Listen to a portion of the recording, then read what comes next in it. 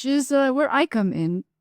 I was on a date with this very, very attractive guy, and I was very nervous.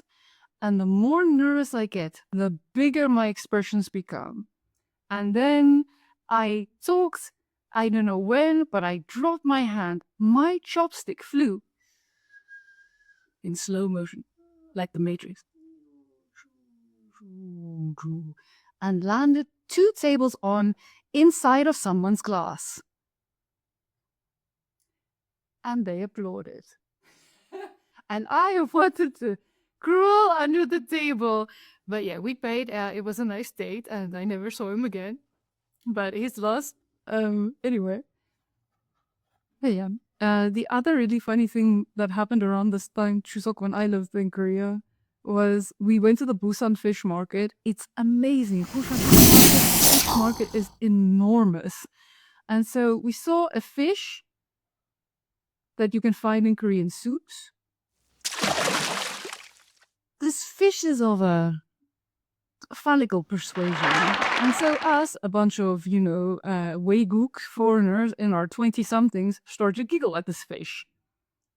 And then the old Ajuma saw that we were giggling at this fish, and she grabbed the fish, and she was like, I want you to imagine like a dildo right now.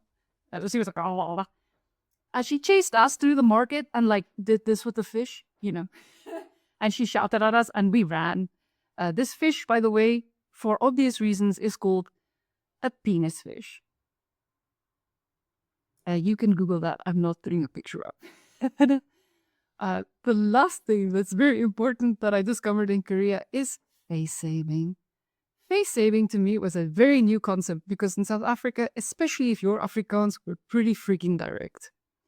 So I remember a co-teacher had she actually complimented me. She was like, "Oh, I love your dress." And I was so happy. And then my boss called me in and she said, like, the other teacher said that your dress was inappropriate. I was like, what the hell? Why couldn't she talk to me directly? What is wrong with this woman? Especially since I had learned about face saving, but I always thought it was a level, like a hierarchical thing. But yeah, apparently face saving is just about making sure that you don't hurt the person. And there's something actually quite beautiful about that, in my opinion. So yeah. As a blunt South African, I thought gossip was betrayal. Turns out it's kind of care in disguise sometimes. So, if you've ever had a chopstick misfire or been misunderstood in another culture, hit subscribe. I talk all about that here in way too many details. And that's about it. Say bye, Jenny. Adios.